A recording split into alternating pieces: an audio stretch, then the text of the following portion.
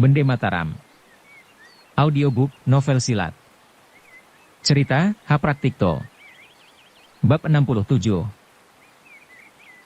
Wirapati dan Sangaji terperanjat. Sekaligus timbullah kecurigaannya.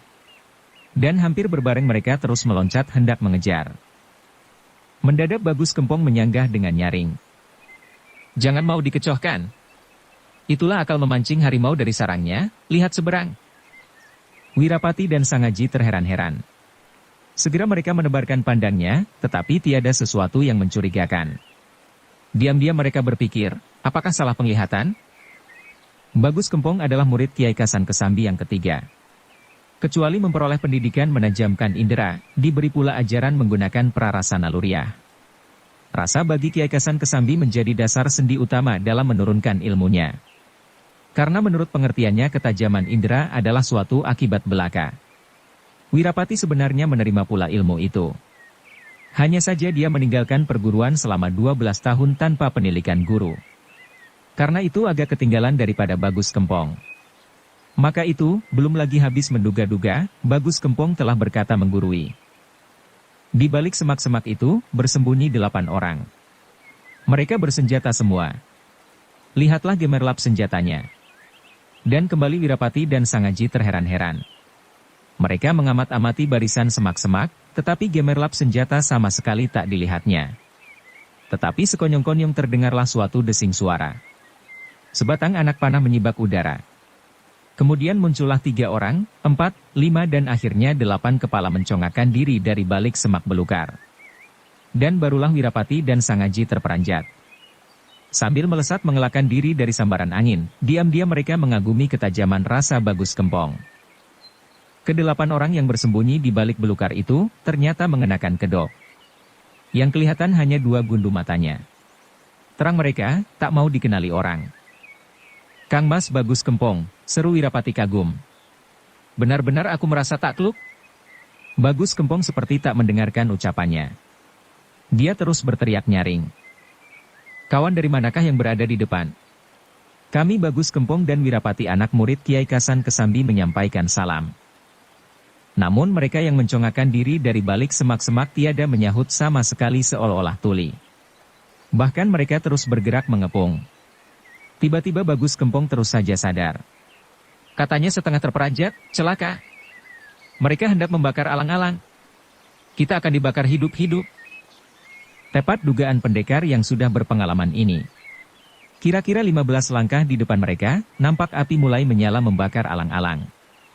Melihat nyalanya api, Bagus Kempong tertawa dingin.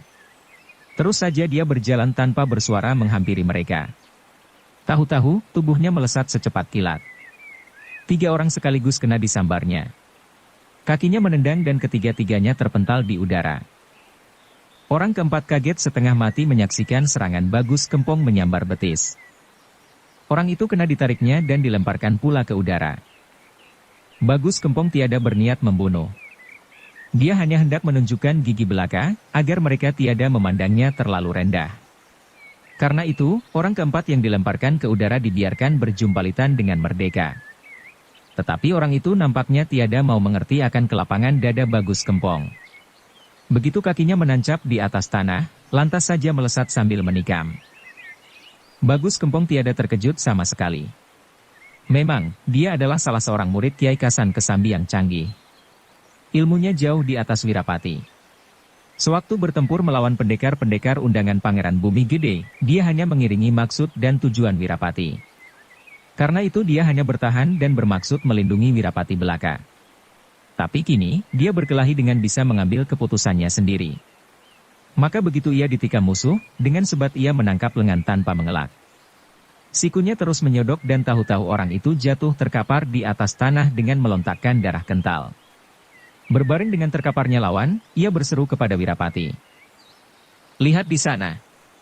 Rupanya kita dihadang barisan yang berjumlah cukup banyak. Kita sudah mentaati peraturan. Tapi mereka tak memedulikan. Karena itu, terjang." Wirapati melepaskan pandang ke depan.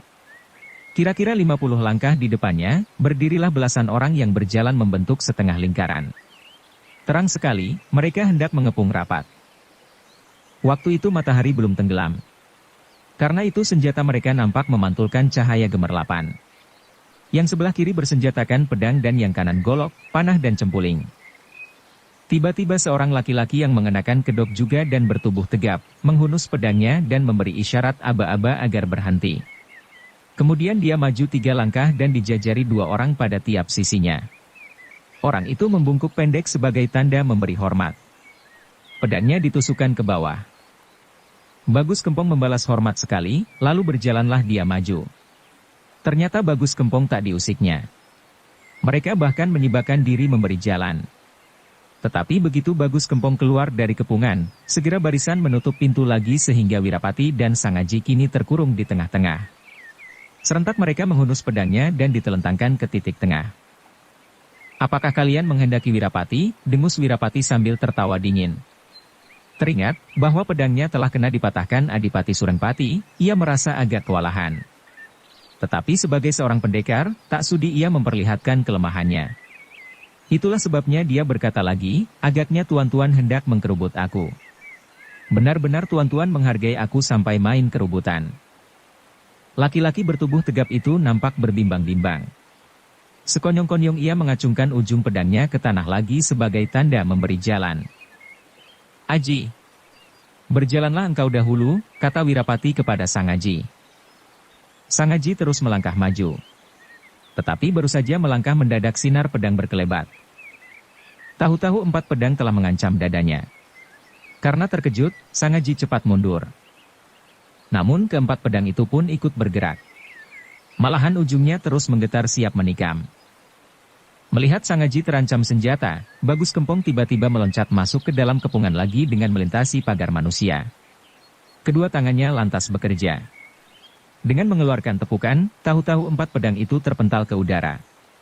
Tepukan tangan 4 kali beruntun itu, benar-benar luar biasa sampai ke-4 pedang bisa terbang ke udara dengan berbareng. Dan belum lagi mereka tersadar dari rasa terkejut dan kagum, tangan Bagus Kempong yang cekatan telah menyambar pergelangan tangan laki-laki bertubuh tegap yang masih menggenggam pedang. Ia heran sampai tercengang-cengang, karena pergelangan tangan itu begitu empuk dan lunak. "Hai! Apakah dia seorang wanita?" dia berpikir sibuk. Tetapi dia terus bekerja. Kelima jarinya mencengkeram nadi pergelangan. Dan pedang terlepas dari tangan dan jatuh dengan gemerincing di tanah. Karena senjata yang bertubuh tegap terlepas dari tangan, ke-4 orang yang mendampingi mundur dengan berbareng. Tapi mendadak saja dari arah samping berkelebatlah sinar pedang dan menusuk 3 kali beruntun. Itulah suatu serangan pedang berbau ajaran barat. Ilmu pedang Kepatihan Danurejan.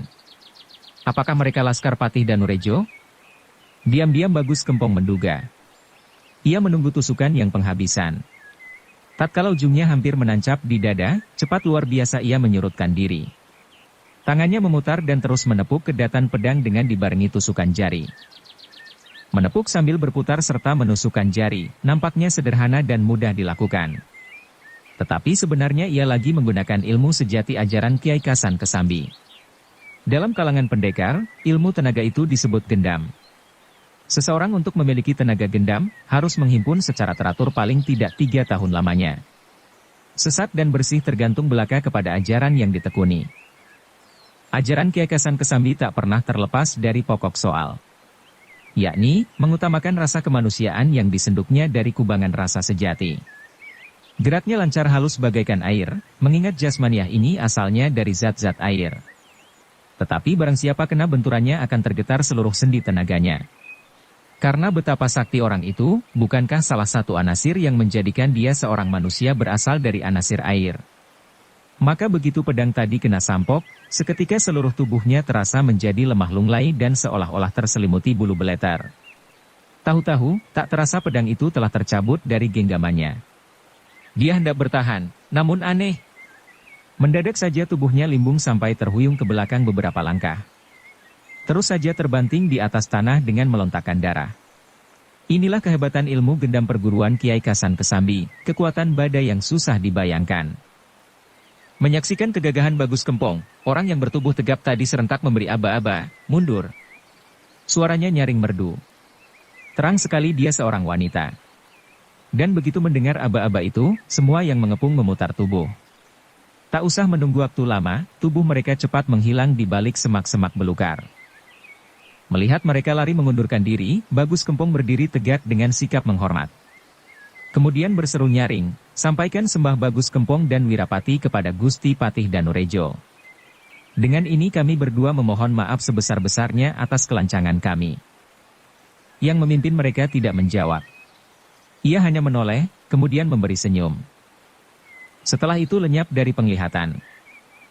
Dia seorang wanita, tukas Sangaji. Guru, siapakah dia?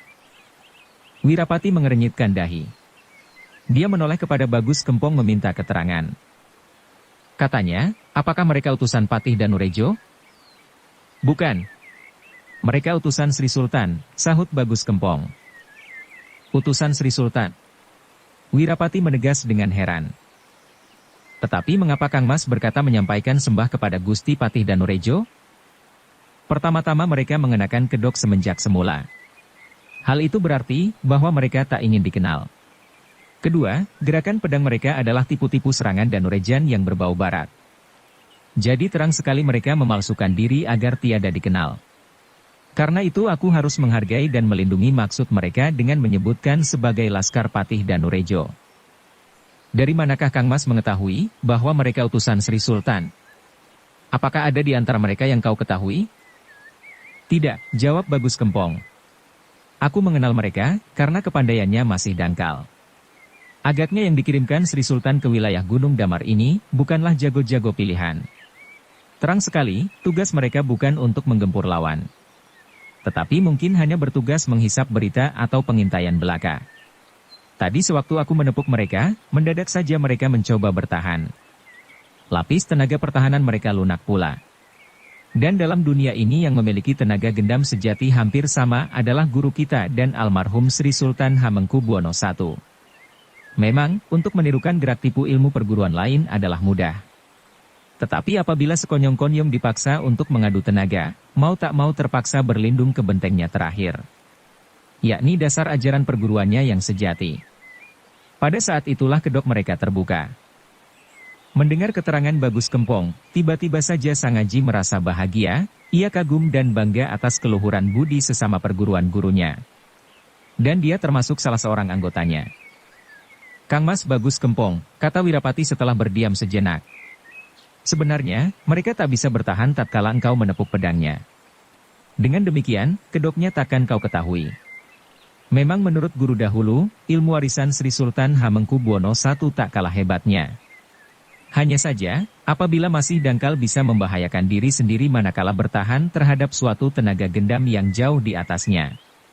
Seperti tadi, andai kata Kang Mas menganggap mereka sebagai lawan benar, pastilah orang yang menyerang dari samping akan kena kau rubuhkan dengan sekaligus.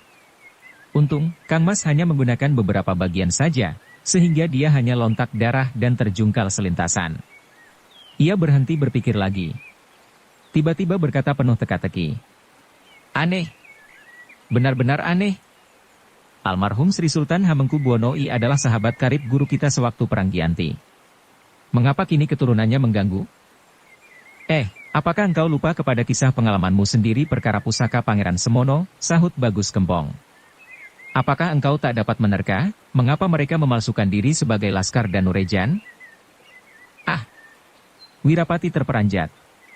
Suatu ingatan berkelebat dalam benaknya.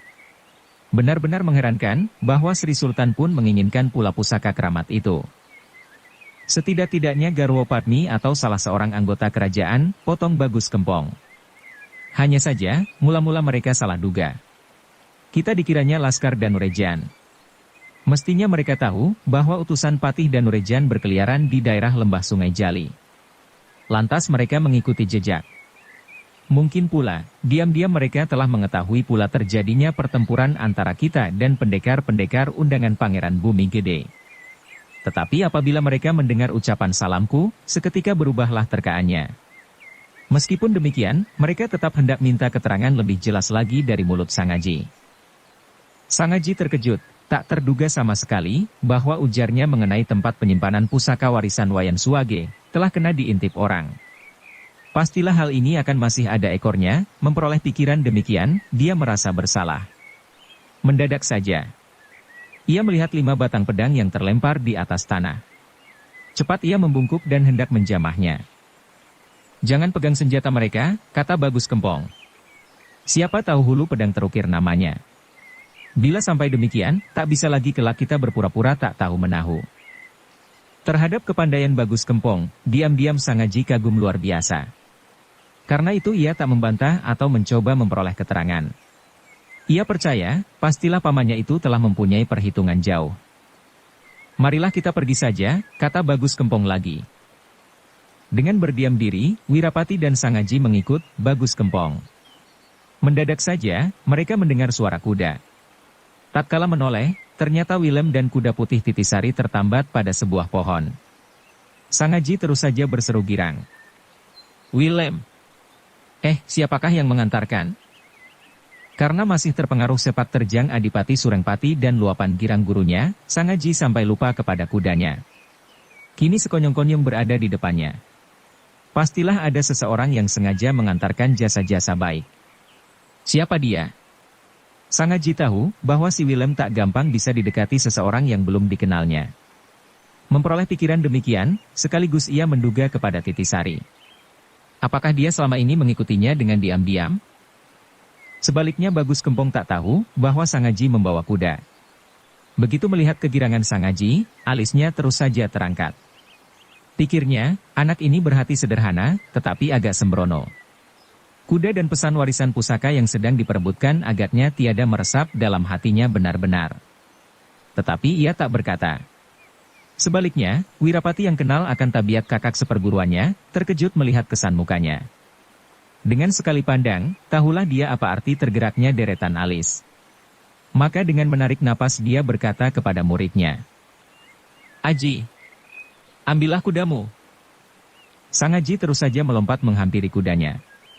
Kemudian, berkatalah Wirapati kepada Bagus Kempong. "Agaknya, kita terpaksa berpisah lagi." "Mengapa?" Bagus Kempong terkejut berbareng heran. "Muridku sama sekali belum memperoleh pengalaman dalam percaturan hidup." Ia begitu sembrono mengucapkan kata-kata terakhir Wayan Swage di tengah lapang terbuka. "Seumpama nasi sudah menjadi bubur, biarlah aku mengejar kelalaian ini. Bawalah dia menghadap guru dahulu. Aku akan mencari kedua pusaka warisan itu sampai ketemu." Dengan begitu, muridku tak mensia-siakan pesan terakhir seseorang yang telah menaruhkan kepercayaan besar terhadapnya. "Wirapati!" Bagus Kempong memotong dengan raut muka sungguh-sungguh. Kemudian dengan menggenggam tangannya erat-erat ia meneruskan, "Ikrar saudara seperguruan kita selamanya berbunyi hidup mati bersama sampai akhir zaman. Tentang maksudmu mencari pusaka warisan itu, mengapa tidak kita lakukan bersama-sama? Kesalahan muridmu itu pun tiada terlalu besar." Kering kata-kata Bagus Kempong, tetapi mengandung ungkapan rasa yang susah untuk dilukiskan. Maka dengan terharu Wirapati terus menyahut.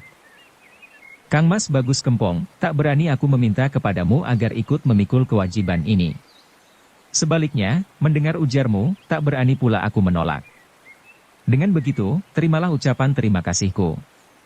Kang Mas berkata muridku tiada melakukan kesalahan terlalu besar. Apa maksudmu?" Sambil menguraikan genggaman tangannya, Bagus Kempong tertawa perlahan. Dengan pandang berseri-seri ia berkata, "Tepatlah amanat guru tentang dirimu. Itulah sebabnya engkaulah yang dipilih guru menjadi ahli waris perguruan kita." "Hai!" Wirapati terkejut. "Benar." Bagus Kempong mengesankan. "Apakah alasan beliau?" "Dengarkan," kata beliau. "Berbicara tentang mutu ilmu yang kau miliki kini, mungkin engkau kalah setingkat dengan saudara-saudara seperguruanmu. Maklumlah, selama itu engkau merantau tiada kabar berita 10 tahun lebih. Tetapi seorang ahli waris Kiai Kasan Kesambi mempunyai kewajiban berat. Seseorang tidak cukup hanya mengutamakan ilmu warisan belaka untuk menjadi ahli warisnya. Tetapi terutama, jiwa besar, jujur dan pengalaman yang luas. Syarat inilah yang kelak menjadi sendi utama untuk memperkembangkan ilmu warisan guru," ia berhenti mengesankan. "Meneruskan, dengan berbekal jiwa besar, jujur dan pengalaman luas, engkau akan sanggup melayani kemukjizatan sesuatu ilmu lebih mendalam lagi.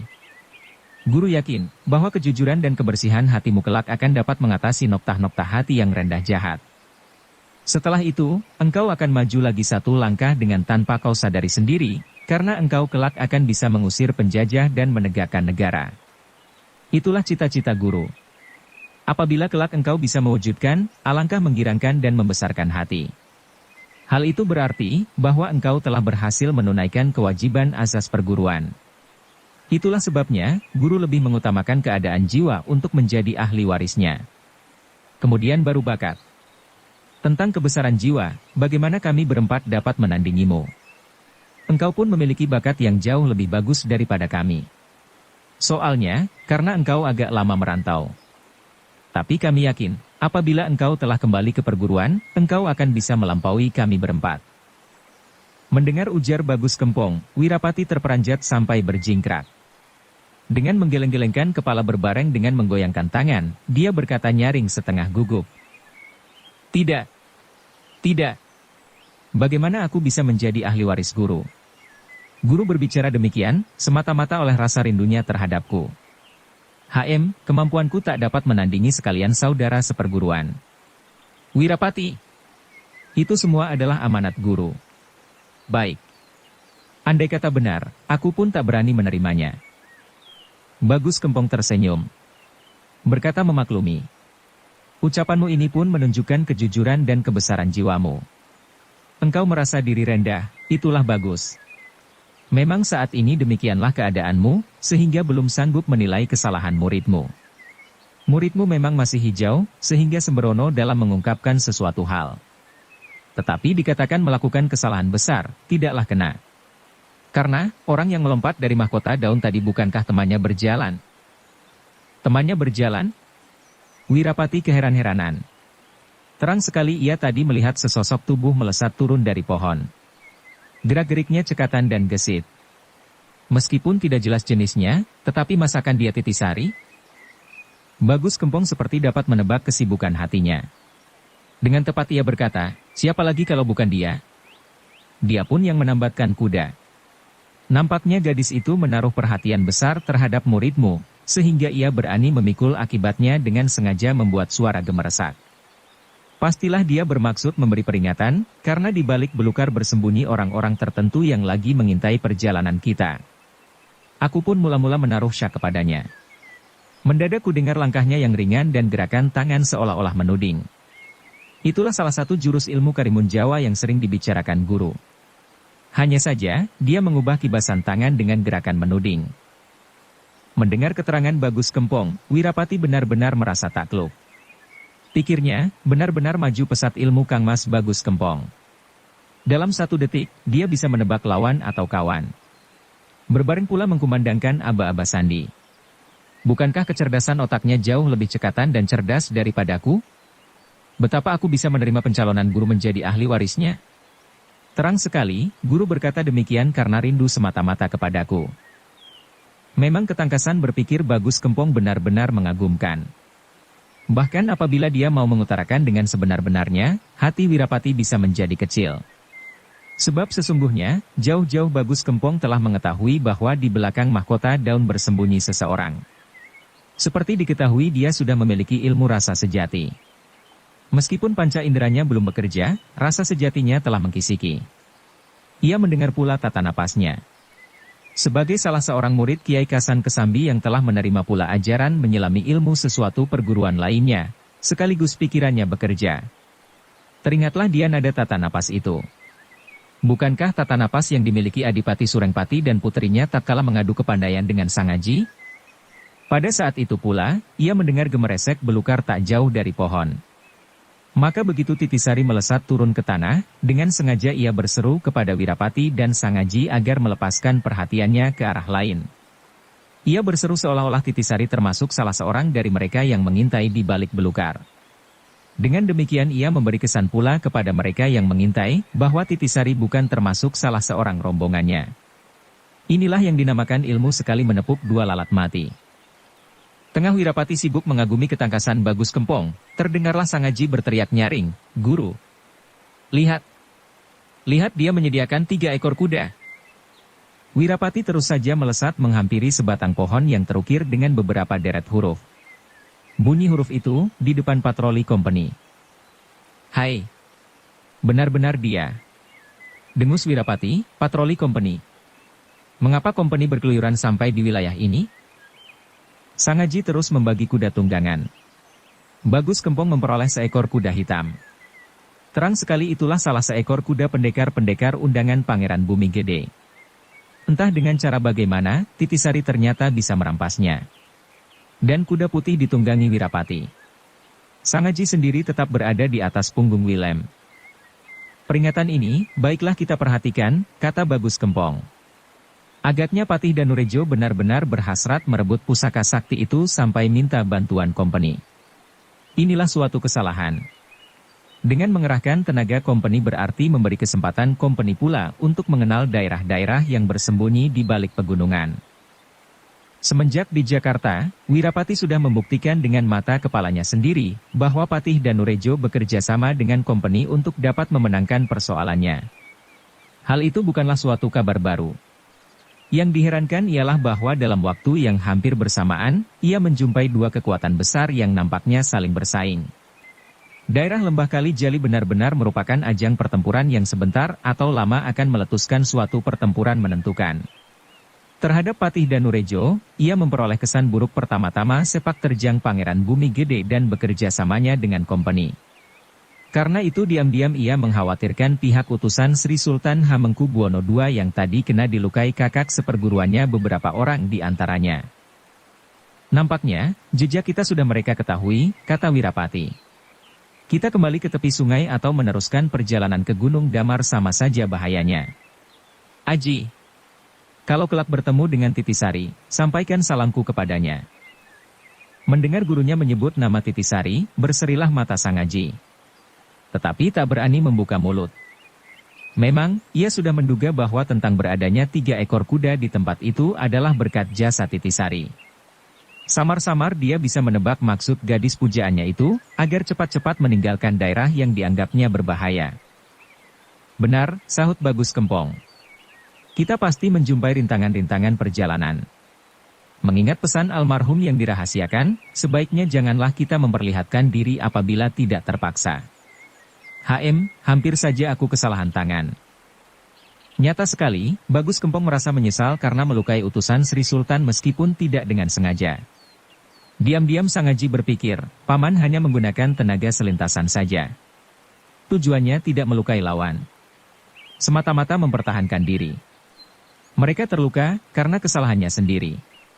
Meskipun demikian paman begitu berduka. Alangkah mulia dia. Kelak, aku pun akan meniru dia. Jika tak terpaksa, jangan sekali-kali menggunakan ilmu Kumayan Jati. Memperoleh pikiran demikian, mendadak teringat dia bahwa ia belum mengabarkan tentang ilmu Kumayan Jati kepada gurunya. Serentak berkatalah dia, hati-hati, guru. Maafkan kelalaianku. Karena guru tadi masih sibuk. Berbicara dengan paman, tak berani aku mengganggu.